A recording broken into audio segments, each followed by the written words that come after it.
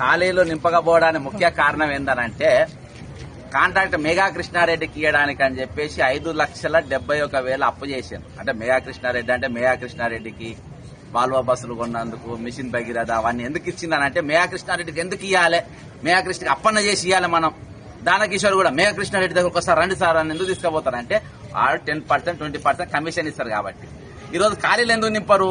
ఖాళీలు ఎందుకంటే వీళ్ళ జీతాలు ఇస్తాము, టీఏలు ఇవ్వాలి, డిఏలు ఇవ్వాలి, వీళ్ళకి ఇస్తే కమిషన్లు ఇయ్యరు కదా, వీళ్ళకి ఇస్తే కమిషన్లు ఇయ్యరు కాబట్టి ఖాళీలు నింపరు. అందుకని నేను గవర్నమెంట్ గారికి ఏం చెప్తున్నా అంటే ఏ ప్రభుత్వం వచ్చినా మీరు ఇంకో డిక్లరేషన్ పెట్టండి, అధికారంలో ఉన్న పార్టీకి ఉద్యోగాలు చేరేటోళ్ళు 10% మాకు శిస్తు కట్టాలి, మా పార్టీకి ఇవ్వాలి, లేకుంటే మాకు లంచం ఇవ్వాలని మీరు కింద క్లాస్ పెట్టండి. అవి కూడా నీకు రైడే 10% జీతాలు వస్తాయి ఇస్తారా చెప్పురా బా. అరే నింపుతారు బ్రదరు, అర్థమైందా? మెగా కృష్ణారెడ్డి మీకు ఎంత కమిషన్ ఇస్తాడో అంత కమిషన్ ఉద్యోగులు కూడా ఇస్తారు. కాబట్టి మీరు ఉన్న ఖాళీలు మొత్తం ఇదే లాజిక్, ఏం లేదు అక్కడ.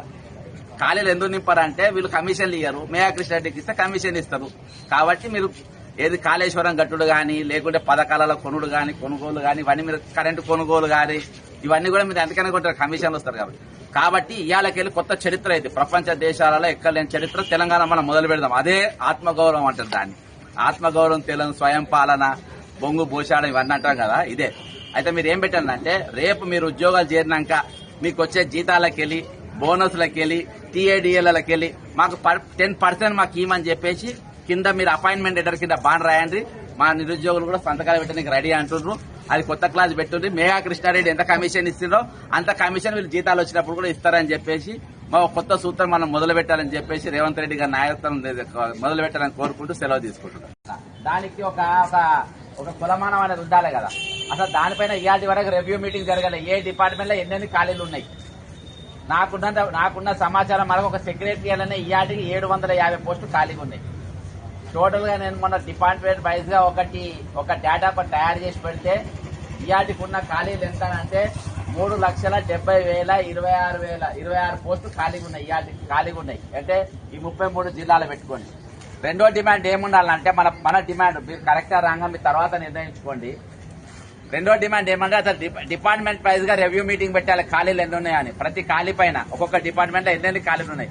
For example INPR law photographer పోస్టులు 1000 ఖాళీలు ఉన్నాయి, ఒట్టి మహిళా ఫోటోగ్రాఫర్స్.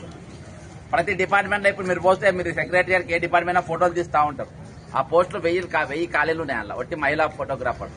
ఈ విధంగా review meeting first secondary demand ఏముండాలంటే రివ్యూ మీటింగ్ పెట్టాలి. ప్రతి దానిపైన ఎన్ని ఖాళీలు ఉన్నాయనేది వెల్లడించాలనేది పెట్టాలి.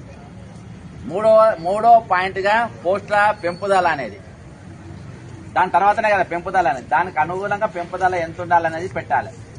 కాబట్టి మీరు ఇవాళ నేను దాదాపు మన ఎమ్మెల్సీ ఎలక్షన్స్ కోసం దాదాపు ఒక 60-70 స్టడీ సెంటర్ తిరిగిన ఉన్నాయి 1000 పోస్టులు. సరే నేను ఓవరాల్ గా చెప్తున్నా. మన కొంతమంది నా దగ్గరకు వచ్చి కొంచెం ఎగ్జామ్స్ వరుసగా ఉన్నాయి, సెంట్రల్ గవర్నమెంట్ స్టేట్ గవర్నమెంట్ రెండింటి కోఆర్డినేషన్ లేకుండా ఎగ్జామ్స్ పెట్టి మేము రాయలేకపోతున్నాం అని అంటే మేము దాని మీద కొంచెం ప్రయత్నం చేసినాం. ఇది ఒకటే రోజు హాస్టల్ వాడిన ఎగ్జామ్ కూడా ఉందని, కానీ ఏ ఎగ్జామ్ కూడా ఇంత కూడా పోస్ట్ పోన్ చేయలేదు. కాబట్టి రేపు ఏంటంటే ఉన్న పోస్టులు ధనాదన పెట్టాలనే ఆలోచనతో ప్రభుత్వం ఉన్నది.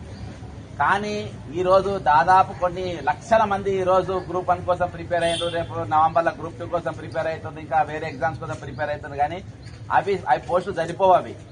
కాబట్టి మీరు ఈ పోస్టుల పెంపుదల కోసము ఒక ఉద్యమం అనేది పెద్ద ఎత్తున లేవాల్సిన అవసరం ఉన్నది.